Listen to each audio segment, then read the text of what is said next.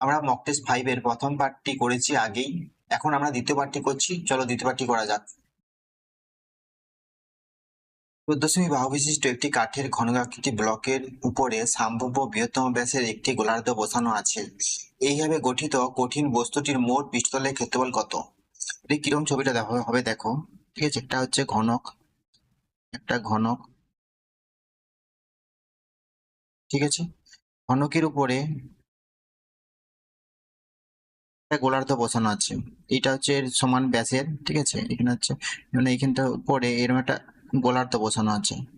ঠিক আছে, এরকম গোলার্ধ বসানো আছে, এটা ব্যাসার্ধ এর। ঠিক আছে, সমান আয়তনে যে এই দৈর্ঘ্য, সেরকম দৈর্ঘ্যটাও এর দৈর্ঘ্য সমান, সব দিয়ে দৈর্ঘ্য সমান, সে দৈর্ঘ্যটা ব্যাস অর্থাৎ ব্যাসার্ধ কত হবে? দৈর্ঘ্যের অর্ধেক।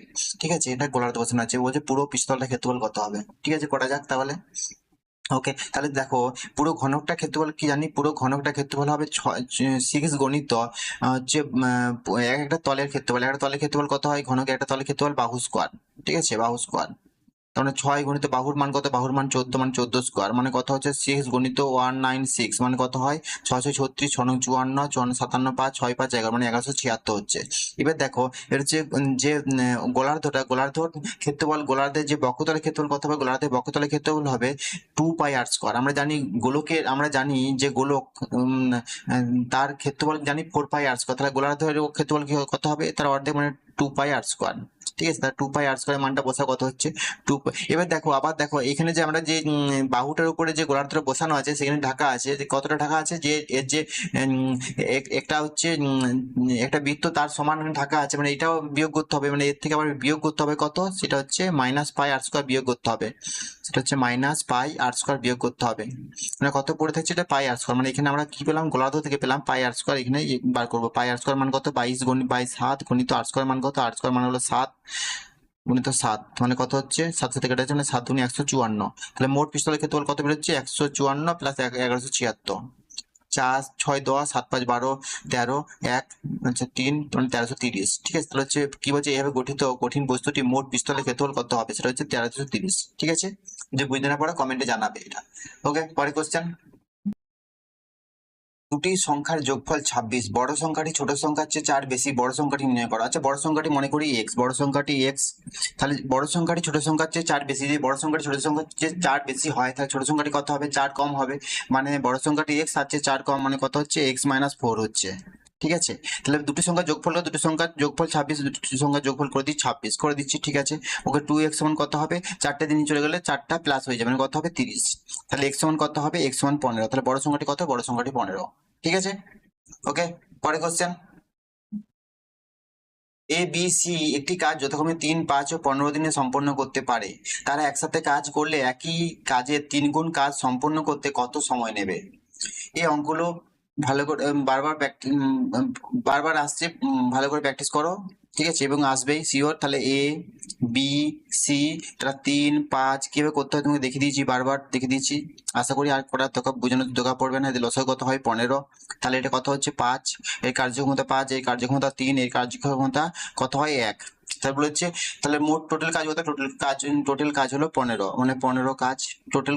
এবার বলছে কি তারা একসঙ্গে কাজ করে, করলে তাদের কার্যক্ষমতা কত? 5 3 8, 8 থেকে 9, তাদের কার্যক্ষমতা কত? 9। এবার বলেছে কি তারা একসঙ্গে কাজ করলে ওই কাজের 3 গুণ কাজ সম্পন্ন করতে। আচ্ছা, এর সঙ্গে 3 গুণ কাজ। ঠিক আছে, 3 গুণ গুণ করে দিলাম। এবার কারি করে যাক, 3 3 9, 3 5 15। তাহলে হচ্ছে তারা একসাথে কাজ করলে একই কাজে 3 গুণ কাজ সম্পন্ন করতে কতদিন সময় নেবে? তাহলে হচ্ছে 5 দিন সময় নেবে। কত? 5। ঠিক আছে, যদি এটা বুঝতে না পারো তাহলে আগের মক টেস্ট দেখো, অবশ্যই বুঝতে পারবে। ঠিক আছে, ওকে, পরে কোশ্চেন। এবিসিডি আয়তক্ষেত্রের অভ্যন্তরে পি যে কোনো একটি বিন্দু যদি পি এ সমান 73 সেমি, পিবি সমান 57 সেমি, পিসি সমান 99 সেমি হয়, তবে পিডি এর দৈর্ঘ্য কত হবে? তো ছবিটা আঁকা যাক।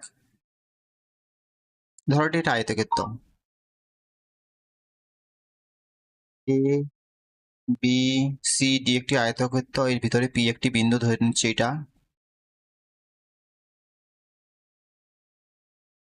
P A B C, P এর মান কত বলেছে? পি এর মান হলো 73, পিবির মান হচ্ছে 57, পিসির মান 99, তার পিডির মান চেয়েছে। আমরা একটা সূত্র জানি যে আয়তক্ষেত্রের ভিতরে যদি কোনো একটা বিন্দু থাকে, সেই বিন্দুটি তার কোণাকুণি যে শীর্ষবিন্দুগুলি তাদের স্কোয়ারের সমান হয়।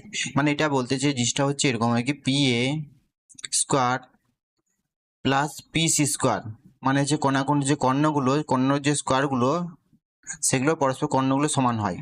পি সি স্কোয়ার সমান হচ্ছে পি বি স্কোয়ার সমান হচ্ছে প্লাস পি ডি স্কোয়ার। এটা একটা সূত্র আছে, সূত্রটা মাথায় রাখবে সবসময়, আর সূত্রটা মানগুলো বসিয়ে দেওয়া হয়ে যাবে। পি এর মান কত? পি এর মান হলো 73 স্কোয়ার। পিসির মান কত? পিসির মান হলো 99 স্কোয়ার। পিবির মান কত? 57 স্কোয়ার। পিডির মানটা বার করতে বলেছে, ঠিক আছে। 73 স্কোয়ার করলে কত হয়? 73 স্কোয়ার আমি এটা বলেছিলাম যে 100 থেকে সেটা বিয়োগ করা হবে, মানে 100 থেকে কত কম? 27 কম। 100 থেকে 27 কম করলে এটা হচ্ছে হ্যাঁ 100 থেকে 27 কম, তাহলে 73 হচ্ছে। তাহলে হচ্ছে 100, মানে তাহলে 73 থেকে 27 কমিয়ে দেবো। আচ্ছা, সেটা বলেছিলাম যখন যেরকম থাকে তখন কি হয়, 100 থেকে কত কম দেখবো, সেই সংখ্যাটা যত কম, মানে 100 থেকে তত কম, সেই সংখ্যা থেকে তত কমিয়ে দেবো। মানে কত হবে? কত কমালে 73 থেকে কত কম 27 কমালে কত হয়? 7 6 13 2 3 3 4 46। আর এরপর 27 স্কোয়ার করবো। 27 স্কোয়ার করলে কত হয়? 27 স্কোয়ার করলে 729। তাহলে 729টা যোগ করবো, এর সঙ্গে কত হয়? 29 7 6 13, মানে 53 29। এর স্কোয়ার করলে কত হয়? 53 29। যদি তুমি বুঝতে না পারো আগের ইয়েগুলো দেখো, মক টেস্টগুলো দেখো, অবশ্যই তোমরা বুঝতে যাবে, ওখানে ভালো করে বোঝানো আছে। এটা 99টা 100 থেকে কত কম? 1 কম, মানে 99 থেকে 1 কমাবো, কত হয়? 98। আর 1 কম যদি 1 স্কোয়ার করবো, 1 স্কোয়ার করলে কত হয়? 1, মানে 01 করবো, ঠিক আছে। 57টা 50 থেকে 7 বেশি, মানে 25 এর সঙ্গে 7 যোগ করবো। 25 এর সঙ্গে 7 যোগ করলে কত হয়? 32। আর 7 যেহেতু বেশি, 7 স্কোয়ার করবো। 7 স্কোয়ার করলে কত হয়? 49। কত সহজে স্কোয়ার হয়ে যায়, ঠিক আছে। পি ডি স্কোয়ার মানটা বার করবো এরপরে। এই দুটো যোগ করা যাক। 9 কে 10, 2 কে 3, 8 3 11, 9 5 14 15। এর হচ্ছে এখান থেকে বিয়োগ করবো, কত হয়? 32 49। 9 কে 10, 4 একে 5, 5 আর 13, 2 কে 3, 3 8 11, 3 একে 4, 4 11। এত হচ্ছে, তার মানে এটা কত হচ্ছে? এটা হচ্ছে 100। এটা হচ্ছে মানে পিডি স্কোয়ার, মানে এটা বেরোচ্ছে, ঠিক আছে। পিডি স্কোয়ার এটা বেরোচ্ছে। তা পিডির মান কত হবে? পিডি এর মান কত হবে? এটা রুট হবে। আমরা কি জানি যে আমি আগেও বলেছি, এখনো বলছি, যে যখনই 100-র সঙ্গে তুলনা করা হবে, 100 থেকে কত বেশি বা কম দেখা হবে। এটা 100 থেকে, এটা 8, এটা 100 থেকে 109 থেকে, আমি ধরছি 109 এখানে অপশন আছে, দেখো 109টা 109 যদি স্কোয়ার করা হয় কি হবে বার করবো। 109টা 100 থেকে কত বেশি? 109টা 100 থেকে 9 বেশি, মানে আমি এখানে 118 করবো। 109 এর সঙ্গে 9 বেশি, মানে 109 এর সঙ্গে 9 যোগ করলে কত হয়? 118। আর 9 স্কোয়ার করলে কত হয়? 81। দেখো মিলে যাচ্ছে। তাহলে কিভাবে স্কোয়ার করতে হয় জানো? এবার দেখে বুঝে যাচ্ছে যে এটা এর স্কোয়ার হবে। এর উত্তর কত হবে? 109। এর উত্তর হবে 109, ঠিক আছে। তাহলে পিডি দূর কত? 109। ওকে, বুঝতে পারলে? ওকে, পরে কোশ্চেন।